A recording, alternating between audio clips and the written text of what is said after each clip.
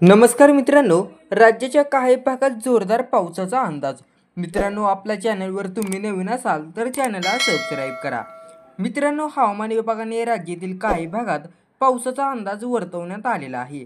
मराठवाडा आणि विदर्भात काही ठिकाणी जोरदार पाऊस वाढण्याची शक्यता आहे. हवामान विभागाने आजसाठी विदर्भातील जिल्ह्यांमध्ये येलो अलर्ट देण्यात आलेला आहे. तर मराठवाड्यातही सर्व जिल्ह्यात काही ठिकाणी जोरदार पावसाचा अंदाज वर्तवण्यात आलेला आहे. खानदेशातही येलो अलर्ट देण्यात आलेला आहे.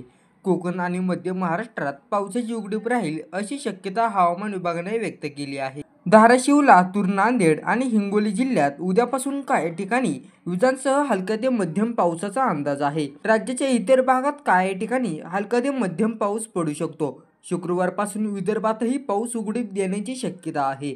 शुक्रवार, शनिवार आणि रविवार या 3 दिवसात कोकण आणि मध्य महाराष्ट्राच्या घाटमाथ्यावर म्हणजेच पुणे, सातारा आणि कोल्हापूर जिल्ह्यात काही ठिकाणी जोरदार पावसाचा अंदाज हवामान विभागाने वर्तवण्यात आलेला आहे.